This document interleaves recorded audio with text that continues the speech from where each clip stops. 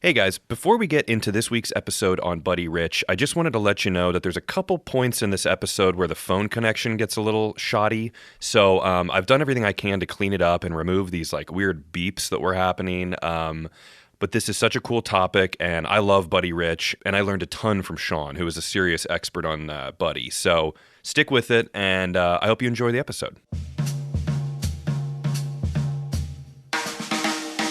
Hello and welcome to the Drum History Podcast. I'm your host, Bart Vanderzee, and today is Buddy Rich Day. I'm joined by Shawn Martin, who is the man to talk to about Buddy Rich. Shawn, how's it going, man?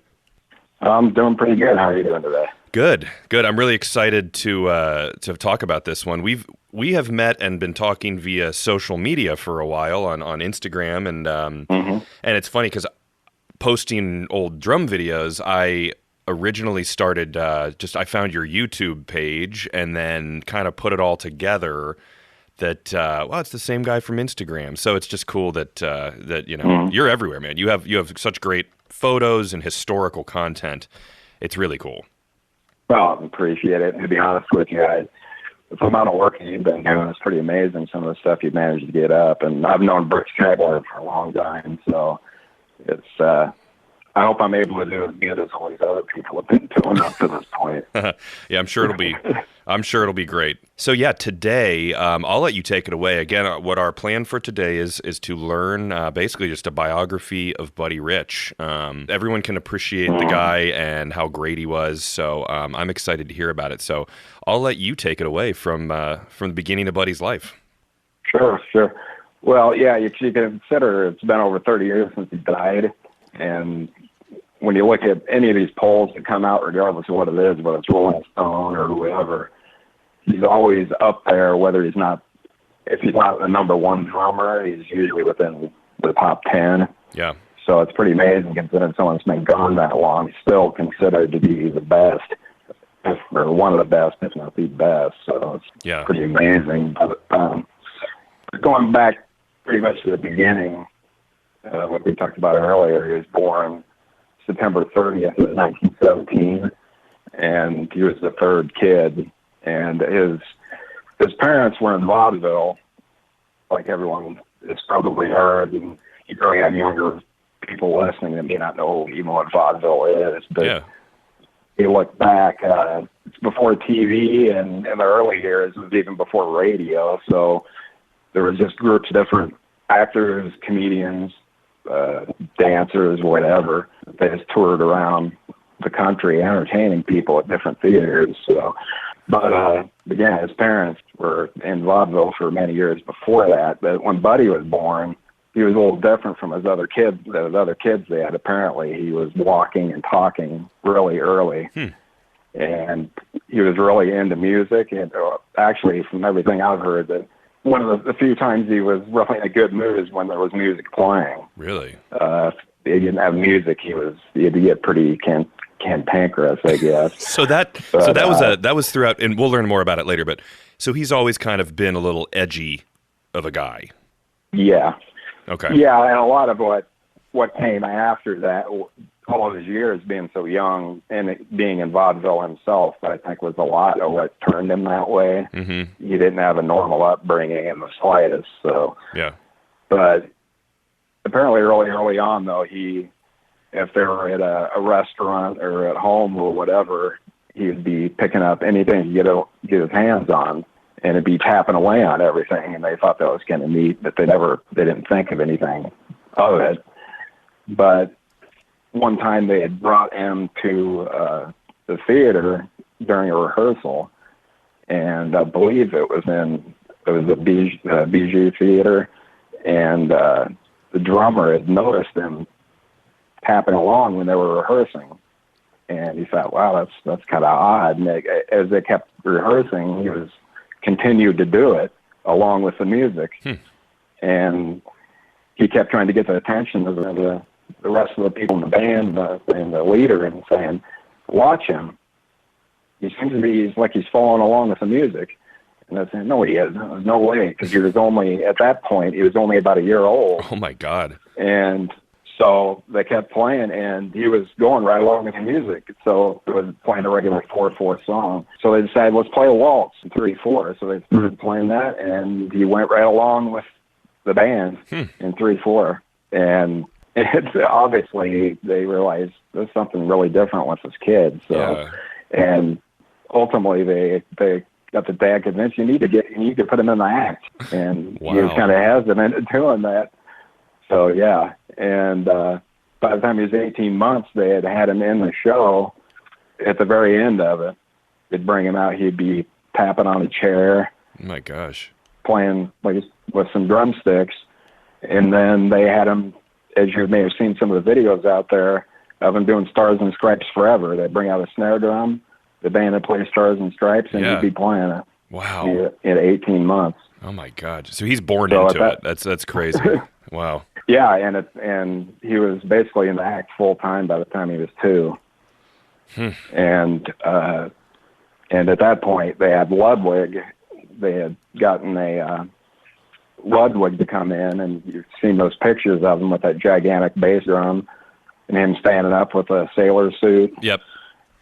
His little haircut. Exactly. Yeah. And in exchange for the drum set and having their name on the front of it and everything, they'd give him the drum set. So wow, yeah, it's pretty amazing to consider they're 18 months old and they're touring around with the band. Yeah, so that's when he was known at that point as Baby Traps, the Drum Wonder, right? Or is that a little bit later on? No, from my understanding, it's that's the name that they had given him at that point. Yeah, and they were at that point they were touring all around normal places in America. But in 1924, they actually toured Australia with him. Wow! So by the time he was in his early teens, he was the second highest paid child performer, next to Jackie Coogan. Man, it's weird to look at to think about Buddy as a child star. You know what I mean? Like you think of nowadays, like actors and actresses and how kind of, I don't want to say screwed up they can get, but they can get mixed up into stuff. And I've never thought about him as a child star, which he definitely was. Yeah, and during that whole time too, he wasn't getting any real education either. Yeah, true. Just books or anything like that, any type of homeschooling they can do. At one point they had enrolled him in school, but it doesn't sound like it turned out too well.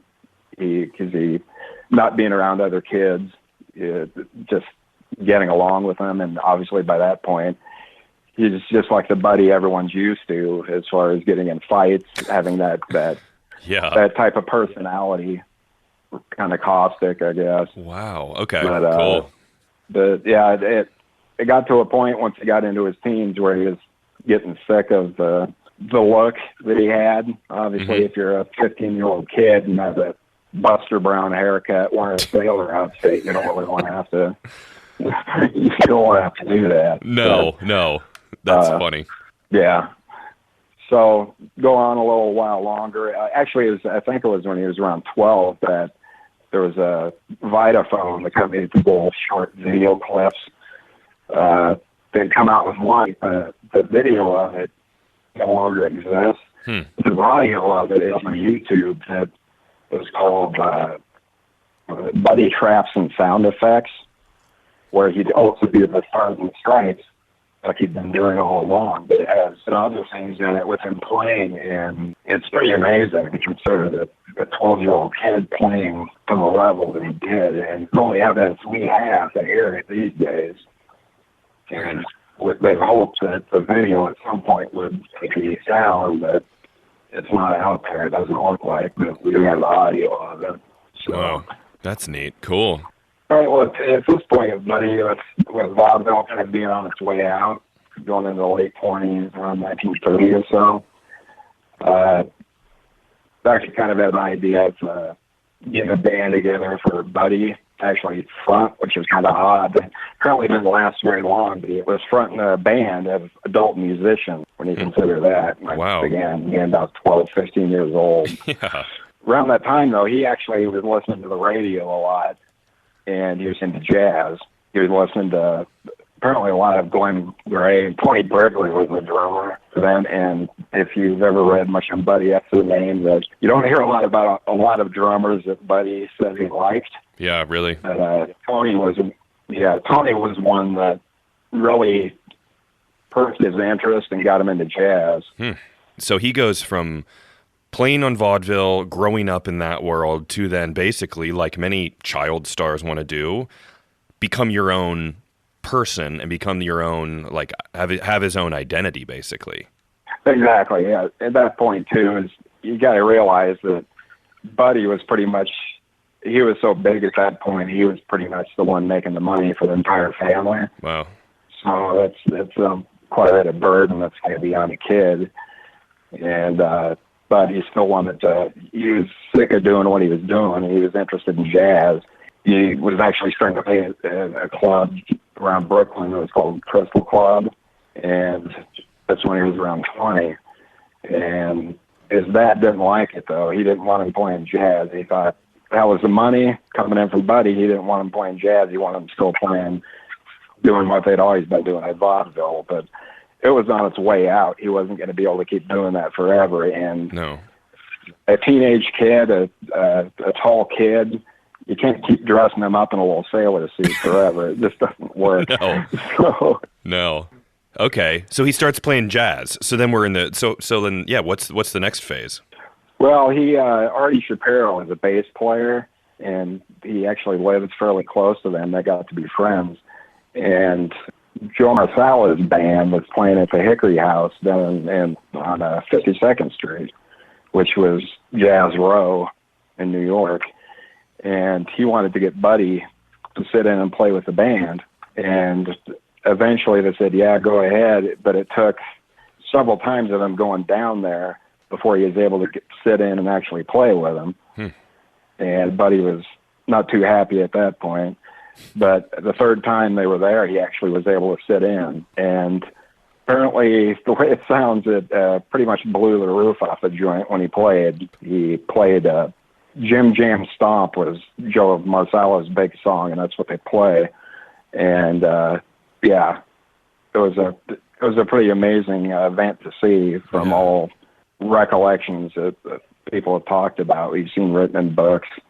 So yeah, I bet that's pretty much that's the start in jazz, pretty much. And from that point, Marsala wanted to hire him, so he was playing with him in 1937.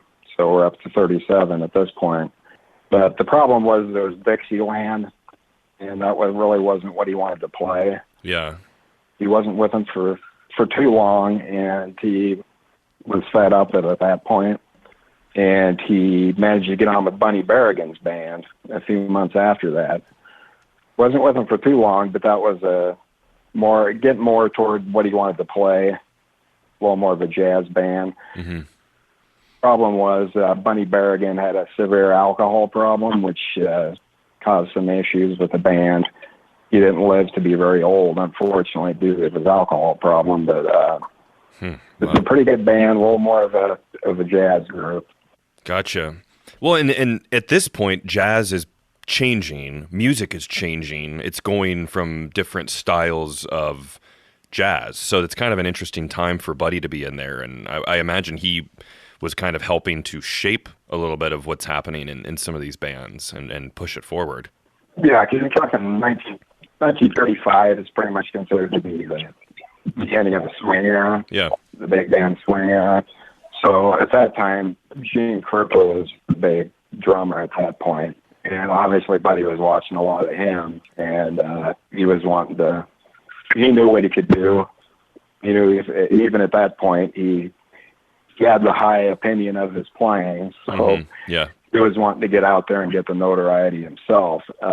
So after he had left Buddy Berrigan, he had gotten into Artie Shaw's band. And at this point, around 1938, Gene Krupa had left Benny Goodman after the Carnegie Hall concert in January of 38.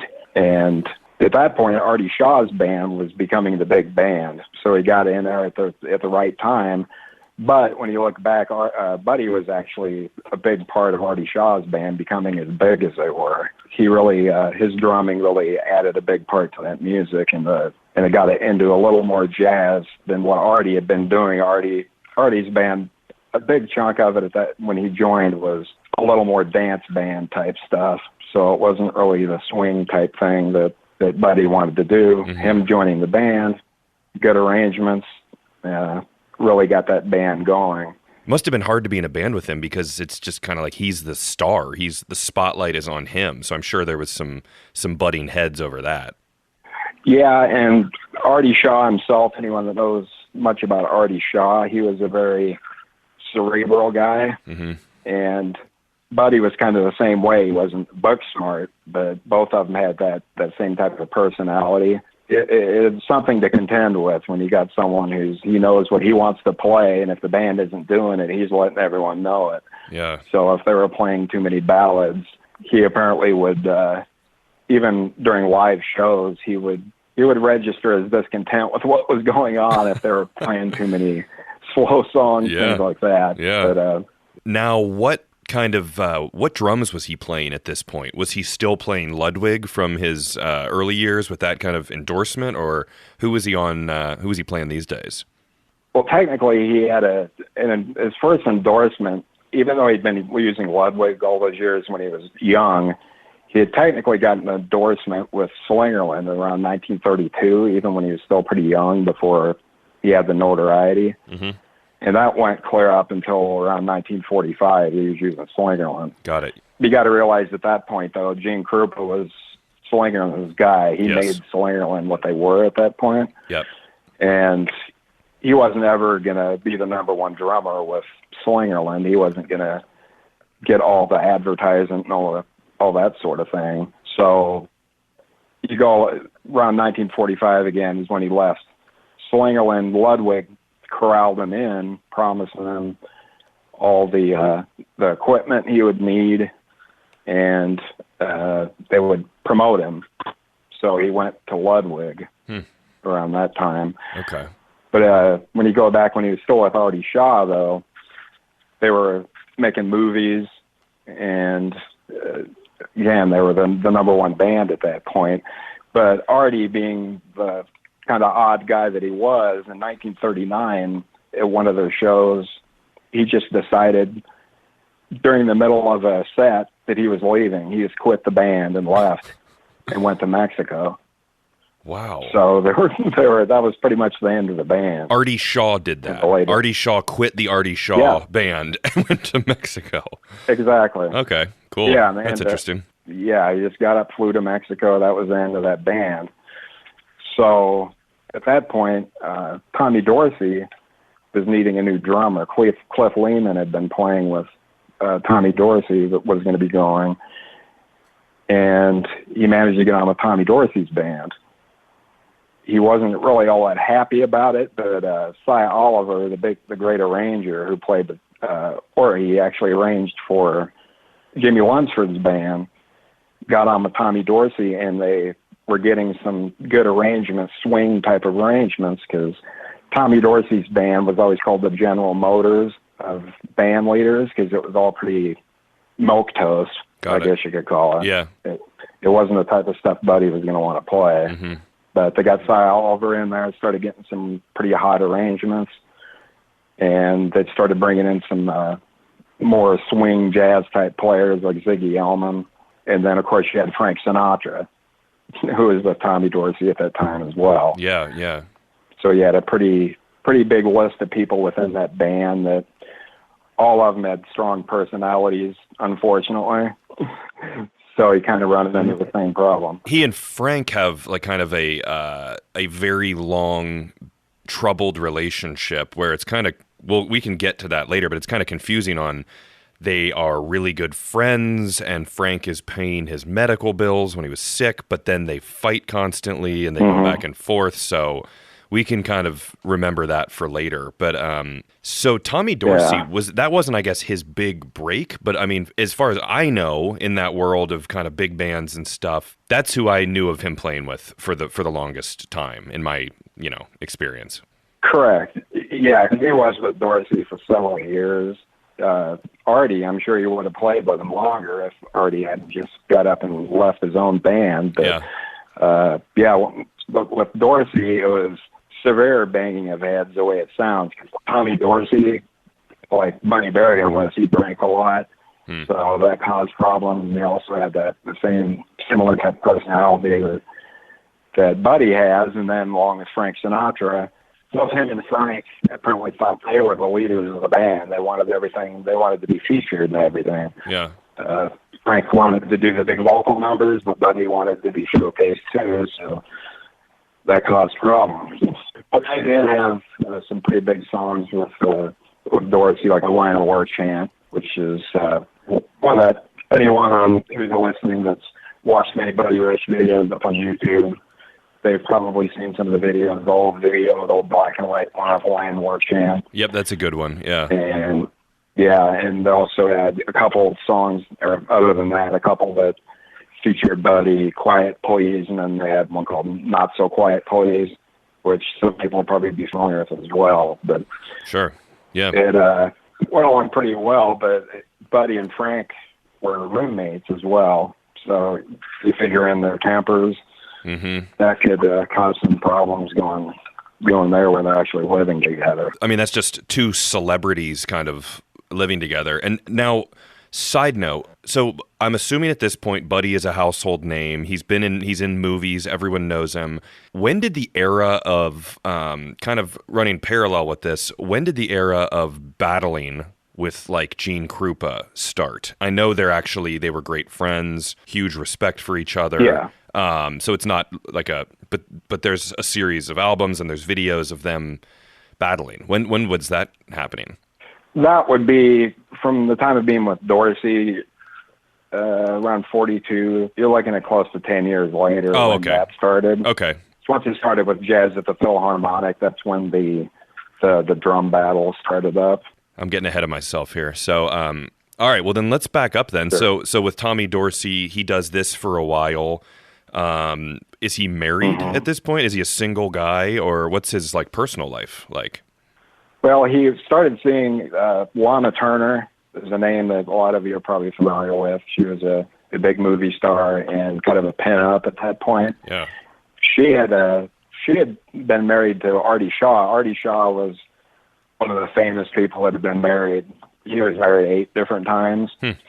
So Lana Turner was in the long list of people he was married to. But after that, actually, Buddy had gotten to be friends with her, and he fell in love with her, and they were dating for a while. And Buddy was he was the point where he wanted to marry her.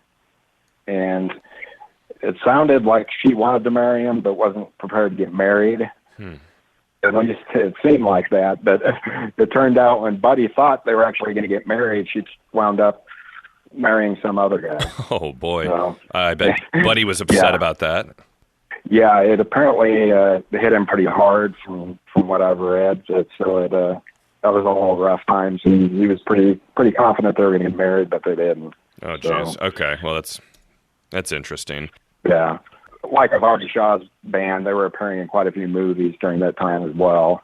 There's one called Ship Ahoy that, again, with YouTube, there's videos up there that have been posted a million times up on Facebook and elsewhere that you'll see Buddy with Eleanor Powell. She was a big dancer at the time. Yep. And there's a pretty famous clip from the movie Ship Ahoy where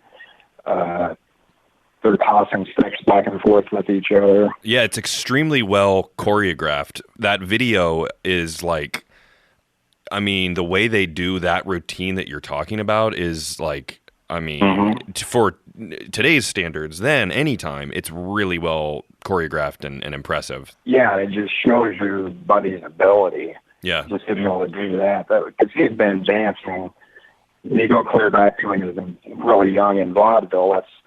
He wasn't just playing drums, he was also dancing as well. Sure. And singing a little bit. So yeah, he was pretty versed in dancing, and then of course he began singing later on. But yeah, that was a pretty well choreographed film there.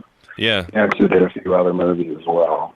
Yeah, it seemed like that was and also with Gene Krupa, that was the thing, was these guys they started to become drummers who were in films, which is really cool. So, All right, so we are in the 40s here, correct? What happened after that Tommy Dorsey experience? He hadn't gotten drafted, but he wanted to join the military at that point around 1944. So he enlisted with the Marines. He never got stationed out of the U.S., but just like you would expect, he apparently had a lot of time in the brig. He was getting in trouble quite a bit, and he didn't like it at all. And he supposedly had a tough time. He said that he was one of the only Jewish people in his platoon, and people were picking on him because of that. He figured back at that time, it wasn't a good time for a lot of Jewish people at that point. So ultimately, he ended up getting a medical discharge. He wasn't in the military for very long, and he got back with Dorsey again for a period of time. But he also, after that, played with Count Basie for a little while. Around that time, too, there's a guy named Herbie Hammer at a small band. He played with him for a while, but he wasn't able to get out of his contract at that point, and a bunch of them were using pseudonyms when they were doing the recording with him, and he was going by the name of Buddy Poor. No way. Really? He was, yeah. Oh, my God. So using a pseudonym to get out of his contract and going under Buddy Poor. That's insane. I didn't know that. Yeah, I can't remember some of the other people that were on that date, but I know there was at least one other person that I can't remember whether it was a Dorsey or what band, but he was also using all those names. It was actually fairly common for different musicians that were under contracts to play for a different record label, but they just used a different name so they wouldn't get in trouble for it. Wow. So, that's great. Yeah. But going back to marriage, he actually did get married for a really short amount of time in 1945 to Jean Sutherland. So it only lasted a few months. He was married before he was married to Moran. Got it. You look at this point, the big band era, pretty much by the mid to latter 40s is when it started dying out. And jazz was small group jazz was starting to get really big at that point. So after he left Dorsey, he was doing recordings actually starting to record with some of the really big names in jazz, like Lester Young. He did, there was an album, Lester Young, Buddy Rich Trio. And he did an album with Lester Young, who is still considered to be one of the greatest tenor sax players in history. So cool. So at this point, we're up into the mid-40s. Going back to the drums he used, again, this 46 actually is when he joined Ludwig, I believe. And he was wanting to start his own band. And Frank Sinatra, who had become, even though they thought a lot, was a pretty good friend at that point. Yeah. And Frank gave $25,000 to start the band. What a nice guy. Yeah. And the band was actually really good, and they got a lot of the bop feel, which bop was getting to be really big at that point, and with the arrangers that they were playing a lot of bop flavored type tunes, and playing at the Hollywood Palladium. And Buddy's youngest brother, Mickey, was a sax player, and played with Buddy's band at that point. Oh, cool. I didn't know that. I didn't know his family was involved. Cool. Yeah, just the younger brother, Mickey, he played with him. I don't think he was with him for too long, because he actually got into a completely different line of work. He was pretty successful in it. But the band was pretty good. They were received well, but they weren't making any money. And Buddy, as you may know, he was well known as being a pretty big spender, so that probably didn't help matters a whole lot either. No, was he buying Rolls Royces kind of guy and jewelry and all that kind of stuff, or in houses? I don't know much about that. Yeah, at that time I believe he had a Jaguar. He went through a lot of different cars, but he had a couple different Jags. Cool. And then I think he had an MG as well during that time. But yeah, over his entire life, cool. He had quite a few different high dollar cars. But ultimately, the band, around 47, 48, he ended up throwing in the towel because the band just wasn't making any money, and the big bands just they weren't going anymore. Everyone was pretty much throwing in the towel. Yeah. When it came to the big bands, there was very few of them left at that point. So in around 47, he joined Jazz at the Philharmonic, but he wasn't with it for very long. It actually got together another big band of his own, which obviously didn't make it all too long. But another thing you may have remembered, there's a famous audio clip of him playing just 2 bass drums. I don't know if you've heard that at all. No, I haven't. Yeah, Louis Bellson, another great jazz drummer, was the guy that is noted for he wasn't actually the first person to play double bass drum, but he's the first one who really did anything with it. Yeah, with Gretsch. And Louis is getting, originally with Gretsch. And, of course, Buddy saw that, and he wanted to do that, show everyone, I can do that. I can do more than that. So one time when they're playing the Palladium, he drug out 2 bass drums and did a little bass drum thing on Old Man River, just playing double bass drums. Wow, I'll find that. I'll look that up. Cool. Yeah, I'm pretty sure that's probably still up on YouTube. But the band really didn't make it much longer after that. He completely broke up the big band again. So at that point, he played for Les Brown's band, recorded some material with Les Brown, and then he got back with Jazz at the Philharmonic again. Side note, quick question here. So I kind of was under the impression that he didn't really like the big band stuff. He liked doing jazz more, but he seems like he just wants to keep going back and trying to have his own big band. But I'm sure maybe his own personal big band had kind of more of a jazz flavor to it and swing. But he seems to really like the big bands at this point. It's kind of a word game, I guess you want to call it. A lot of people, what they consider jazz now is generally just going to be a small group. But as he would call it, he would call his band, any of the big bands that he had, he called it jazz. Okay. Even though they had written arrangements and everything, it wasn't just 16 guys out there just doing a free-for-all, playing whatever they want. They obviously had arrangements for everything, but it was still jazz. Got it. Yeah. But during that time, again, he was with Jazz at the Philharmonic, and he was, of course, doing a lot of recording at that point with all the big names at that time. Again, like Charlie Parker, Bud Powell, Lester Young. He pretty much played with everyone that was anyone at that point. Yeah. So Jazz at the Philharmonic was the big deal at that point. And you were talking earlier about the drum battles with Gene Krupa. The big one, the big recording, unfortunately the only recording we have of that as of now is the one at Carnegie Hall in 1952, the album called The Original Drum Battle between the two of them. They had a lot of battles they did, but unfortunately either they weren't recorded or Norman Granz, who was the guy that had set up Jazz at the Philharmonic. There's all sorts of rumors for years that he had recordings, audio and video, but none of them have surfaced, unfortunately. Why don't you talk a little bit about their relationship in general? Just because, again, if you're battling, you think there's some sort of headbutting, but I always saw it kind of as like I know their age difference, like kind of like Gene would be more of like a father figure. I don't think they're that far off in age, but what's their relationship like? Yeah, Gene was about 8 years older, so he really wasn't that much older. Yeah.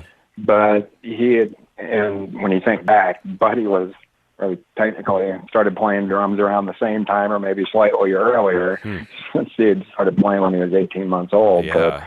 But yeah, they were actually, they were got to be really good friends up until Gene died in 1973. And from what I've heard, that when Gene died, it hit Buddy really hard. Yeah. So they were really good friends. And the way they looked at it with those drum battles, they didn't look at it as a battle. They just got out there and did what they did, and the audiences went crazy. Yeah. If you listen to that drum battle, the original drum battle, the audience is making so much racket. A lot of the time you can't even hear the band. So yeah, they're going nuts. They went crazy over that. Well, in my opinion, they're not. Sometimes people will say, like, "Are you joking? Buddy's so much better than Gene." I see it as like Gene was like he made it okay. He popularized to be a cool drummer, and Buddy just has this. Like, I don't think it's a who's better kind of thing because they're just different. But in my opinion, Buddy though is, you put him against anyone today, modern times, Instagram drummers, he's just gonna rip it. I mean, Buddy is like from another planet, basically. It would seem so. It is it's interesting to see them go at it. Yeah, Gene, obviously his style was basically a lot of singles. Yep. Buddy was born with it, but as far as what he was playing, it was technically far above anything Gene was doing. But Gene had a thing about him that drew everyone to him. Yes. And just the way he looked when he was playing, like Louis Bellson, the famous quote from Louis Bellson said, you could put a dozen drummers up on the stage and one of them would be Gene. Buddy would come out there and do what Buddy always did, and then Gene would come out and play something really simple and the crowd would go crazy. So yeah, he just had that thing. So yep. And of course, as far as the battles, it wasn't just with Gene. Louis Bellson had done some of the battles with Buddy and with Gene. Yeah, and there's Max Roach too, right? I think he did a battle. Yeah, I know that even going up into the 60s, probably they were doing that sort of thing. But again, the audio isn't out there for any of us to hear. All you can really do is just read the stories about them, which is kind of sad. So sure, yeah. Hopefully one day they'll pop up somewhere. Yeah. All right. Well, so we're in the 50s. We're in this time when he's still playing with jazz at the Philharmonic, right? And then they're doing the battles. What happens after that? Actually, he got married to Marie in 1953, which, going back to Gene, actually, Gene Krupa, and he was married at that point, that he dated Marie for some time and introduced the two of them together, and Buddy fell in love immediately with her, and they started dating and eventually got married. And at that point, he had joined Harry James's band. So he was playing with Harry's big band. And at that time, Buddy was making, I think part of the reason he joined Harry is the amount of money he was going to give him, because Buddy needed the money. And Harry offered him, it was rumored to be around $1,500 a week. It's pretty, that's very good. Really good money. Yeah. Yeah, you consider 1953, I don't even know what that comes out to in 2019, but that's a lot of money. Absolutely. So, yeah. Yeah, and then, then Kathy, his only daughter, she was born in 1954. And apparently she became the light of his life. So he changed a little bit. It softened him up a little bit having a daughter. Yeah, I could see that. Yeah, but he was playing with Harry. He was actually in and out of Harry James's band for several years throughout the 50s up until the early 60s. And in 1959 is when he had his first heart attack. Okay. So he was relatively young at that point. And around that time, too, a little bit earlier, too, he got into singing again. And there was even a time when he had recorded a couple albums that were just purely him singing. And he, at one point, decided that he was just going to give up drumming and become a singer. Wow. And thank God he didn't do it. But no, I've never heard him. That for a while. I've never heard him sing. Is he good? He's actually was a fairly good singer. He obviously wasn't at the level of Frank or Tony Bennett, any of those guys. No. But yeah, he was a pretty good singer. You can, again, going back to YouTube, if you want to pop up there's some of those albums up there. One of them's called Buddy Rich Sings. So in this 50s era, one thing that I love watching is videos of Buddy on old shows, like the Steve Allen Show. I think he was on like the Mike Douglas Show, and then obviously probably more into the 60s became a very frequent guest on the Johnny Carson Show. So Buddy liked to be out in the world. He liked to be visible, right? He liked people to see what's going on and stay in people's living rooms, basically, right? Oh, yeah, and then you look at his personality and his humor, especially going back to the Carson videos. A lot of the times you want to watch him just talk rather than listen to him play. Yeah. Because he had a really good sense of humor. He was pretty quick wit. And so, yeah, it could be pretty hilarious at times. And him and Johnny also had the same thing that it seemed like that he had with Frank Sinatra and then with Mel Torme, who was one of his best friends. Yeah. It seemed like they would be fighting like cats and dogs one second and then best friends the next second. Yeah, he's just the kind of guy, everyone knows people like that where you're friends with someone, but you guys just, maybe you're too similar and you just start butting heads and you just kind of rib each other and poke fun at each other. And I know, so didn't Buddy give Johnny a drum set, a Ludwig drum set? Is that right? Yeah, actually, I'm trying to think whether it was a Ludwig or a Slinger on the set. There's a clip of Johnny getting interviewed on 60 Minutes, I believe it was, or maybe it was 2020. Yeah. That it was at his house in Malibu, and yeah, he had that set there in his house that Buddy had given him. And a while back, I believe, I'm drawing a blank on his name, the guy that sells all the celebrity drum sets. I believe he may have been the one that had that particular set that went up for sale not too long ago. Gosh, that's got to be worth some money. Yeah, my understanding though is the fact because he lived in Malibu, right on the beach there, that the drums had gotten from the salt water. They were gotten pretty rusty from being out there. But yeah, oh boy, it doesn't matter what shape they're in. If Buddy played it, they're going to be worth a fortune. Yeah.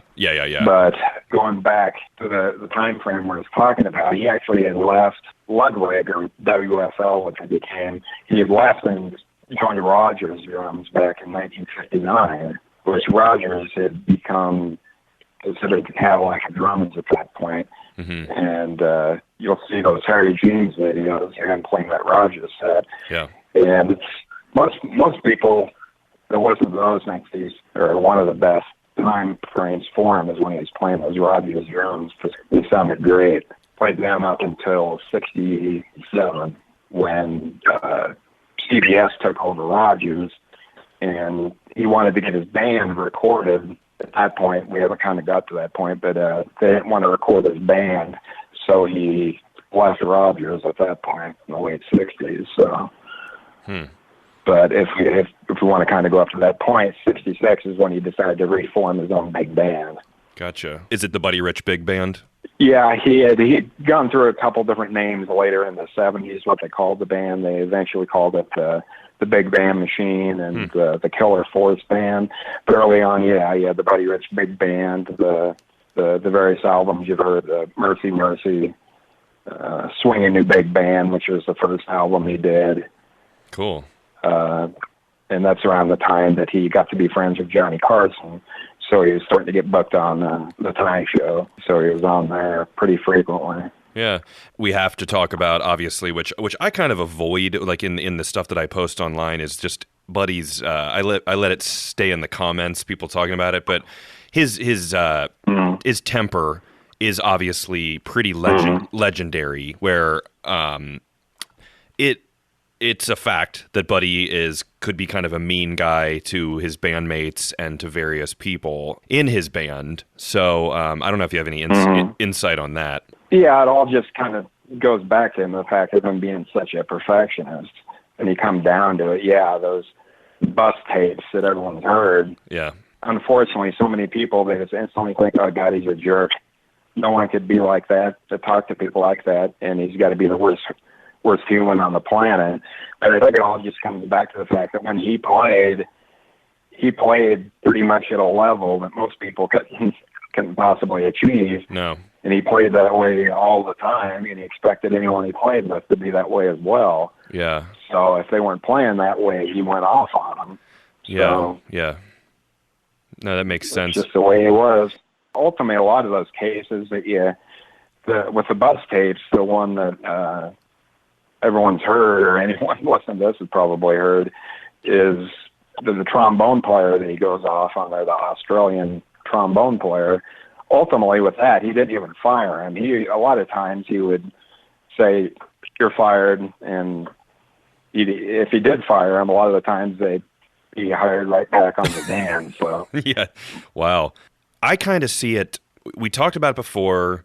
I think you said in 1959 he had his first heart attack. In my mind, it's always kind of gone together with he's a very high-strung, kind of like running hot kind of guy.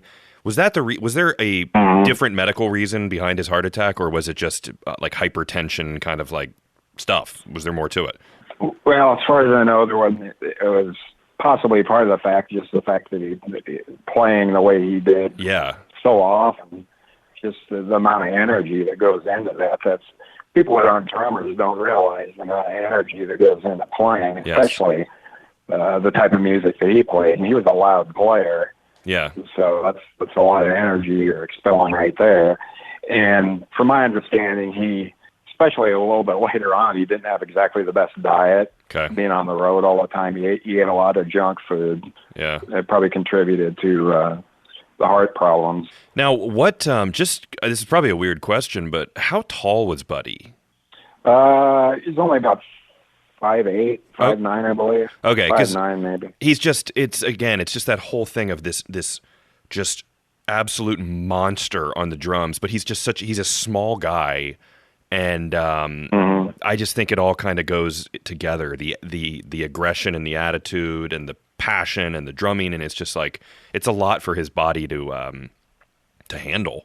Oh yeah, and then the other problem that he eventually had is with back problems, with Gene had him as well. Is that part of the reason for that is just the way drums were designed back at that point with drum thrones. Mm-hmm. He always played on a canister throne, and those are the set height. And Buddy, like most jazz drummers, big band players at that time, they sat really high, and you'd be slumped over when you're playing. Yeah. And eventually he started having back problems. He ended up having back surgery. It was in the 60s, I believe. At some point he had back surgery as well. Jeez. Yeah, you see the silhouette of like Gene or Buddy, and it's just this hunched over the drum set kind of shape to their body, which everyone looks at it now and goes, that's not good. That's not going to be good for your back. Yeah, in those days, no one thought about ergonomics or anything like that. They just went out there and played, and then diet. No one ever thought, I've got to eat proteins and limit my fat and all that sort of stuff. He ate what he wanted to eat, and he smoked, and he ate marijuana. He was famous for, he had apparently been smoking weed since he was in his teens, and he did that pretty consistently his whole life. Wow. So... yeah, that's interesting when you think of the 1943 drug bust of Gene Krupa, and how Gene was like he's just not a weed guy. He's not smoking weed, yet he got busted for it, and Buddy was kind of openly a smoker.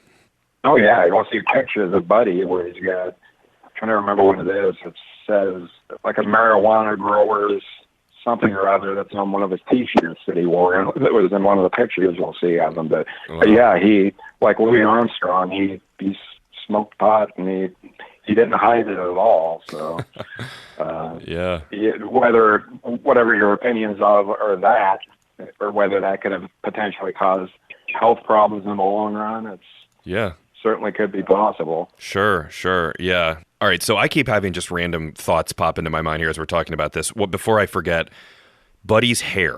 I know it's a bizarre question, but he's kind of, everyone knows. I actually didn't realize until like a few years ago. I was like, oh, you know what? He is wearing, his hair is always different. And like, oh, yeah. So he wore a toupee, correct? Yeah, I think he was in his 40s probably when he lost his hair to the point where he started wearing toupees.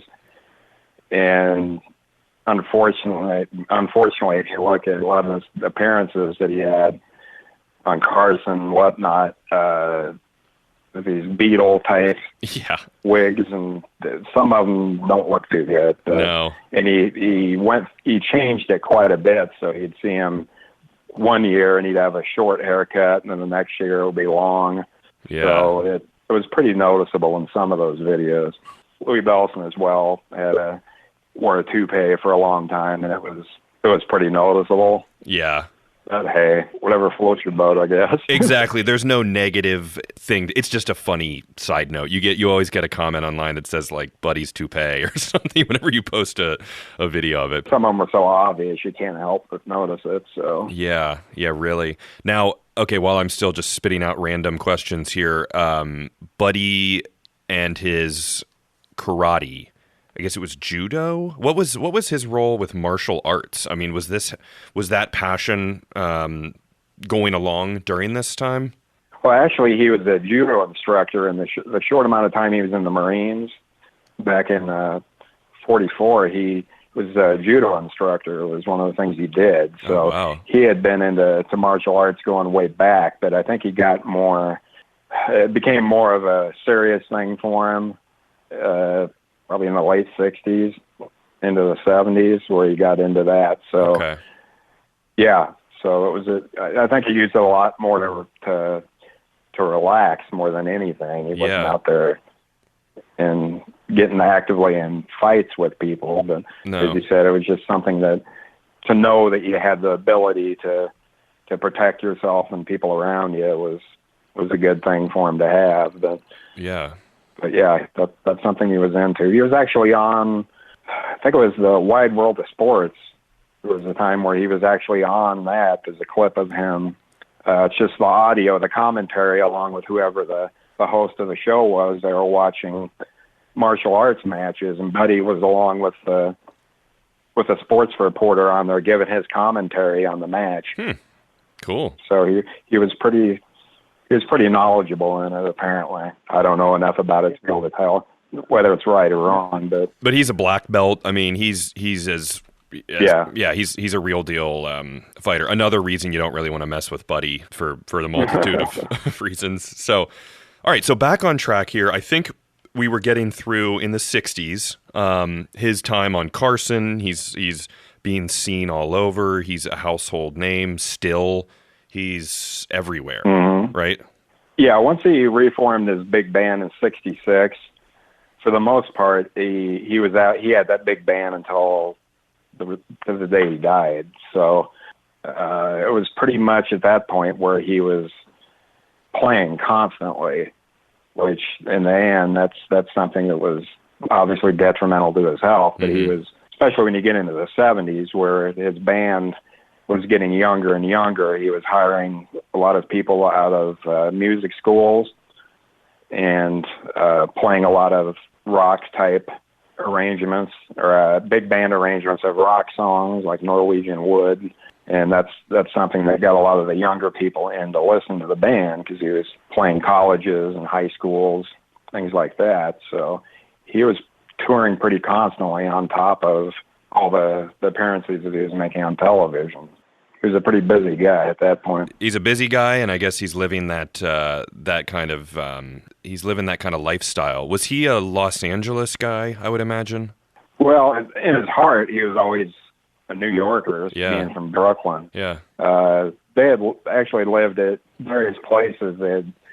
He had a house in Florida at one point, and then while he was with Perry James, they moved to Las Vegas, and also in the end he was living out in California. But he had also had, due to the fact that he liked to spend money, unfortunately, and he had some issues with the IRS in the 60s. Unfortunately, they'd already moved from Las Vegas, but the IRS ended up taking a house in Las Vegas, and so he had lost all of that, and that was in the late 60s. Okay. But the thing is, Buddy being the way he was, it wasn't really anything that really worried him that much. So he just went on and did what he did. Yeah, he seems resilient. He'll bounce back. I mean, he's Buddy Rich, so someone will always hire him. It seems like that's the case. He doesn't need to worry about finding a job. Yeah, well, and then in the early 70s, there was a point where he had broke up the band, his big band for a while, and that's when they opened up Buddy's place out in Manhattan, which Stanley Kaye, who was one of his best friends, and he was the backup drummer, if you want to call it that, back in his first big band back in the 40s. They had become best friends, but by the time he had opened Buddy's place, Stanley Kay was the manager of that club, and Buddy formed a septet, and they were playing there when he was ever in town, and then other bands would play in there. That particular club really didn't last all that long. It closed down within the same year, but then they opened up Buddy's Place 2, which is a bigger place.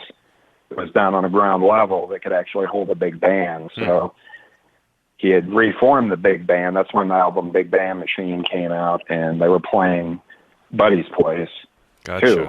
Yeah. Buddy's Place number 2. Wow. He's a businessman at this point. He's a business owner. Well, he really didn't have anything to do with the operation of the club, and from my understanding, he really didn't put anything into it from a monetary standpoint.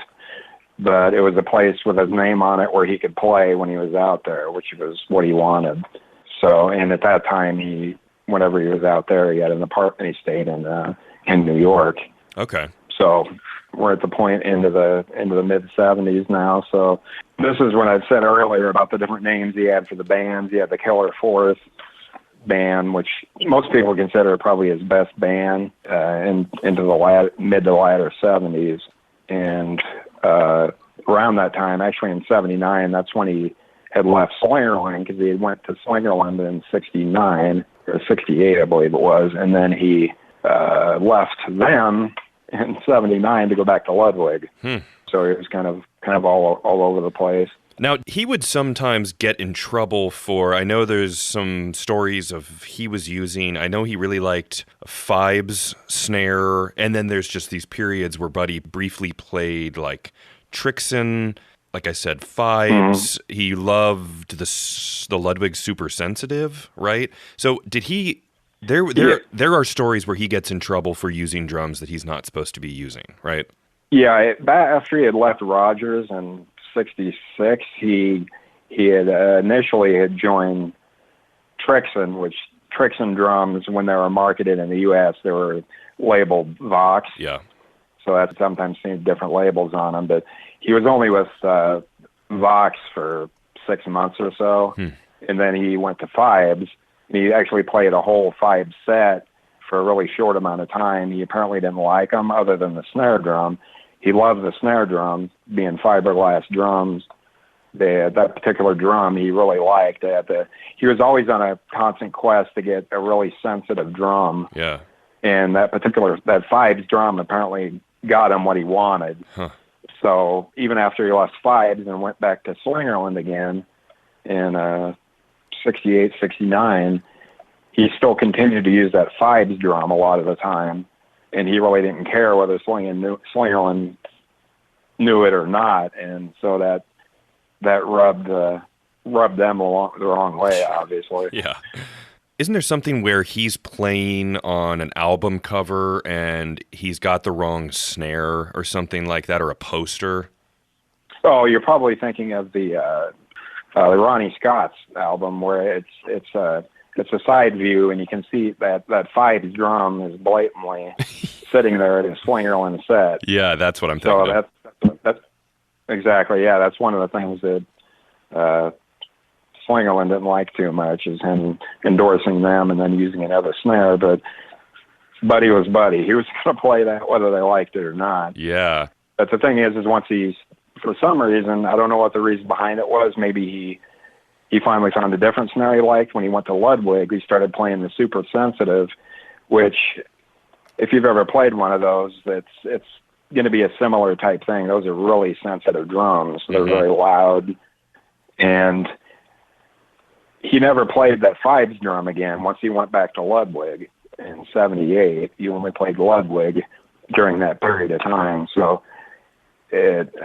my presumption is that if he continued to like that Fibes drum, he didn't care what Ludwig would think. He would have still used it, but he didn't. So there's something about that Super Sensitive he just really liked. Yeah, because he's a very dynamic player, where those little ups and downs, I'm sure he knows what he likes and he sticks with it. And then he finds something new and he goes for it. So that's cool. That's good to know. Yeah. Going to this point, you're buttoned up to where the Muppet Show, which fortunately or unfortunately seems to be one of the only things a lot of people even know about Buddy. is him being on the Muppet Show, but it happened in 1981. And my understanding was Kathy that kind of got him to do that. Really? To do the Muppet Show, because he thought it was just a kid's show, I guess. And like, why the hell would I want to do that? But he went over to England where they filmed all those and had a really good time doing it. And that's become kind of the one of the seminal clips of Buddy is seeing him battle Animal. Yeah. During that, which was actually Ronnie Verrell, who was one of the best British big band drummers, was the guy that did the drum parts. Yeah, that's so funny how it's that's what people think of, and if you Google Buddy Rich, that'll pop up right away. Mm-hmm. It's just nuts how Ronnie Verrell can hang with Buddy, and then the puppeteering side of it to cue up Animal. That's always been kind of a interesting logistical kind of how they did that kind of question I've always had, because Animal is pretty spot on with what he's doing. Yeah, well, as close as you can be with a little toy drum set with all those little toms that he had on it. Yeah. But yeah, Ronnie though, he played with Ted Heath, who, if you know anything about British big bands, Ted Heath had one of the biggest British big bands for years, and Ronnie was one of the big drummers for many years with that band. So he definitely, he obviously wasn't up to Buddy's level quite, but he could definitely hold his own. So yeah, no, that's awesome. Now, all right, so if we're in 81, how is Buddy's health right now? He had his first heart attack years before. How many did he have? He had multiple heart attacks, right? So how was he doing up until this, in 1981? Well, this is at the point where it was starting to get to the point where he was starting to have some issues, because it was 83 when it all kind of came to a head as far as the lifestyle he had, eating bad food, that sort of thing. Mm-hmm. But it was in real early in 1983 that they were performing up in Ann Arbor, and I believe it was in the middle of the night. He ended up waking up and calling the house phone there at the hotel to get a doctor there, and that's when he had his major heart attack and wound up. He doesn't from the videos you've seen on the interviews, the first thing he remembers is waking up with all the tubes sticking out of him, and after having a quadruple bypass. Oh boy! So yeah, he supposedly came within just a short few minutes of cutting out, of dying. Oh my God! How many heart attacks total did he have? How many heart attacks did he have? Actually, just two. Okay. My understanding. Okay. That original one, and then the second one, and then of course back surgery. So yeah. Got it. That's plenty, obviously.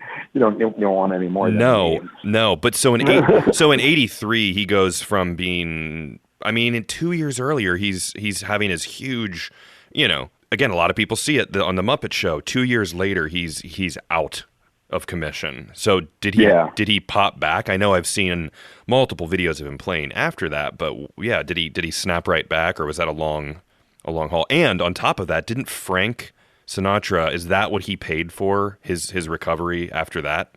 I believe a lot of that was in the latter years. He was, because Buddy and toward the end there, he was obviously when the brain tumor and everything, he was needing in-home care, that sort of thing. So I think Frank was helping. He was paying for him to get flown back and forth, that sort of thing.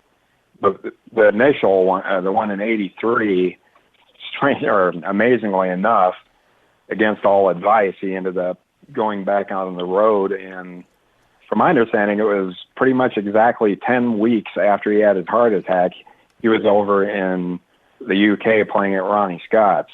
Oh my gosh. So, because the doctors had told him that he has to take at least 6 months or a year off after having that heart attack. But he had already had all these commitments made, and being the way he wasn't going to back out on those dates that he had already had in the calendar. God, and Did you see after that? Did you see at least a dip in kind of the like just full force Buddy? Did he like dial it back a hair, or was it still absolutely pouring sweat all over the drum set, going insane Buddy Rich style? To be honest, you don't really see much of a difference. There's different times during his career where you see where the ferocity changes a little bit, but as far as from a physical standpoint, I don't think that major heart attack, had any effect on him at all physically. He had said that initially, when he was staying at home afterwards, that he had started the depression that people get after something like that happens, that he tried to hold sticks and couldn't hold on to them, and he thought it was over with. Yeah. It eventually got where he was able to start playing a little bit again, and once he started building the strength back up, within a very short amount of time, he was back up to 100% again. Jeez. But his family, Kathy, didn't even go out to that particular show. She went to many of his concerts, but wouldn't go to that one because she was afraid he was going to die right on the bandstand. Oh, my God. Okay, because at this point, we're at the 83, 84 mark. I mean, he did not have much more time until his the end of his life.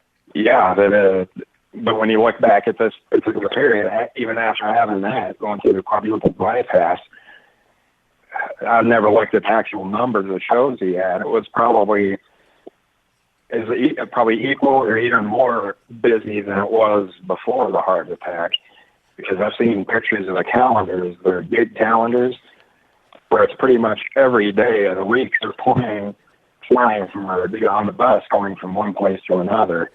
High schools, colleges. At that point, I think it was pretty much every 3 months he was on Johnny Carson. Yeah, so yeah. He didn't slow down one bit. No, and to think from 18 months old till this point, the guy's just been going. I mean, man. Yeah, it's nuts. I can't imagine anyone being able to. Well, the thing in the big band, I think a lot of that is just, again, going through the depression, and during those years where to be able to eat, you had to work. Yeah. So that was just something that's kind of inbred to you growing up during the time period that he did. That you don't leave work or cancel a gig just because you don't feel good. He would be sicker than the dog and still go out there and play, and you wouldn't even notice that he was sick. So that's kind of thing people, unfortunately, don't, to a great extent, don't do these days. No, but a little bit of a cold to take off work. Yeah, but Buddy seems like one of his issues is taking care of himself. He's not good at it. He's not good at listening to his body and realizing that in the long run he'd be better if he just relaxed for a little bit, which basically brings us to 1987. How did it all, unless there's anything before that, what happened towards the end there? Yeah, well, just to add on to what you were saying is that even after he had the heart attack, I know Mel Torme had said that the first time he went to meet him or to see him, he had the bypass surgery. Buddy walked into the place with a cigarette hanging out of his mouth. So he decided that he was still going to eat the way he wanted to do, smoke if he wanted to, whatever. He didn't change his lifestyle at all. He figured that, hey, they fixed my heart.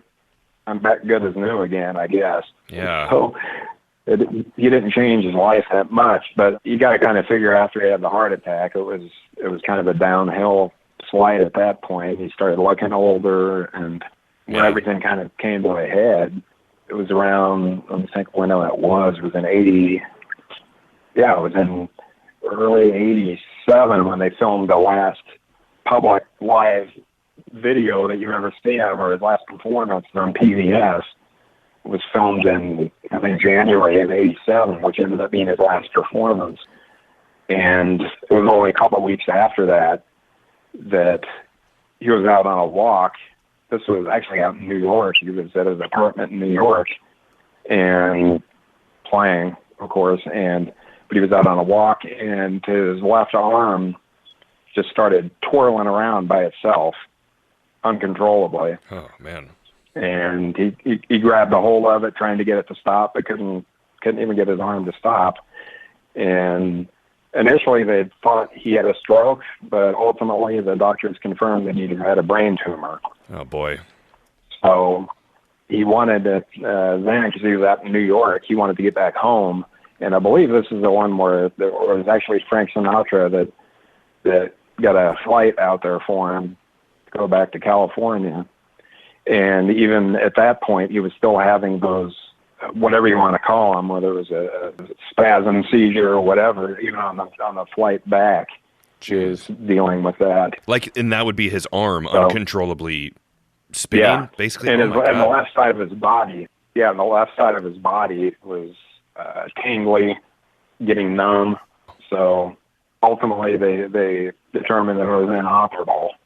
So the only thing he was going to be able to do is go through chemotherapy.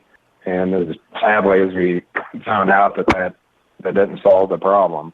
Boy. And a short time later, he had went in for some of his normal treatments, getting chemotherapy, went back to, he was actually staying with a friend that had a home where they could have in-home nursing care for him. But he had just returned from getting one of his chemo treatments and had a massive seizure and heart failure. And that was it. Jeez. And that was on April 2nd, right? Because it's funny, I always remember that because that's my birthday. I was born 3 years later on April 2nd. Yeah, so I'm always like, oh, that's kind of a downer. But what an interesting guy. Now, was he, at the point of his death, when Frank was helping him and stuff, was he financially pretty tapped out at that point from all the medical bills, or did he die a wealthy man or a poor man?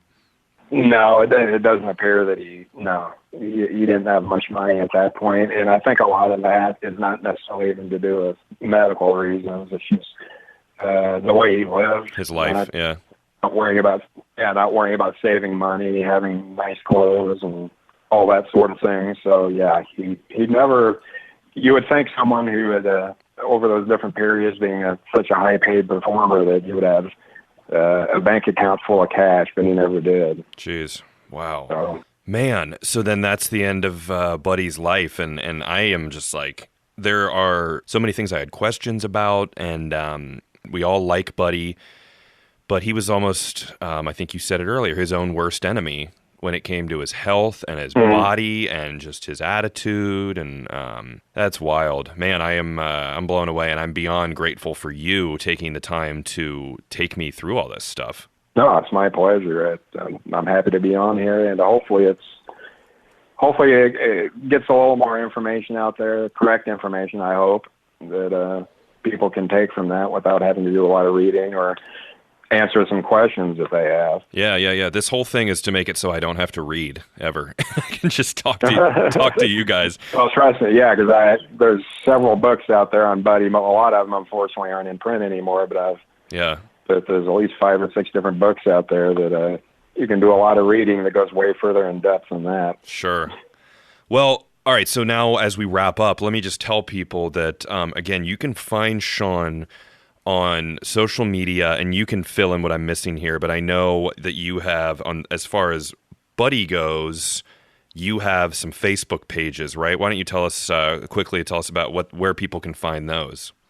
Well, the two different, I'm actually just a moderator on a couple different Facebook groups. Got it. I wasn't the one that started them, but sure. I'm up there as a moderator. One of them is called Buddy's Lounge. If you just search for that, Buddy Rich Buddy's Lounge. And a second one is called Buddy's Place. Cool. You can search for that as well. And but I've had you had mentioned as far as Gene Krupa goes, I've had a Gene Krupa website since 1997. Everywhere you can find me online, if anyone has any interest in finding me.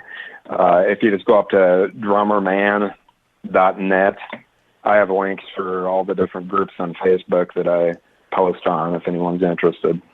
Yeah, and your Instagram page, you can find him at The Crippled Drummer, and on YouTube at Drumitar, like drum and guitar smashed into one there, Drumuitar. Yeah, without the G, that's drum and guitar. Get rid of the G, and that's what it is. Yep, and there's a just endless supply of videos and also just classic audio and all that stuff. So again, everyone should go out and check out everything Shawn's doing and keep up with him. But cool, Shawn. Well, I won't take up any more of your time, man. This has been amazing to learn all about this, and I just can't wait to look for more Buddy Rich videos and post them, because they do better than every other video that I post online. So this has been a blast. Exactly. John, I appreciate it. I'm definitely going to keep checking out your podcast, because great. There isn't anyone else out there doing. There's only other one podcast I know of, and it doesn't cover the type of information you do. So I appreciate it. Oh yeah, no, I'm honored to have you on here. So great. I appreciate the kind words, and we'll be in touch. So again, everyone check out Shawn Martin online at all the various Buddy and Gene pages, and that's it. Shawn, thanks for being on the show, man. All right, thanks a lot, Bart. All right, talk to you later. Thanks for listening, guys. I hope you enjoyed this episode. I wanted to add on a little bit of information here that Shawn sent me after we recorded. He said even in Buddy's last few days, when he spent a lot of his time sleeping and was paralyzed on his left side, he was still making phone calls intending to keep a scheduled gig, playing with his right arm and right foot only. He had broken his arm at one time in the 40s and actually still gigged with one arm in a cast, so Buddy cannot be stopped. And then another little bit of information I found out is, so Shawn said he made $1,500 a week while playing with Harry James, and I did the math here with a website that does the inflation calculator, and that equals $13,200 a week. And if you do that 52 weeks a year, his annual salary would have been $686,000 in modern time. So Buddy was doing pretty well for himself at that point. Cool. Well, thank you guys for listening, and I will see you on the next episode. If you like this podcast, find me on social media at Drum History, and please share, rate, and leave a review. And let me know topics that you would like to learn about in the future. Until next time, keep on learning. This is a Gwyn Sound podcast.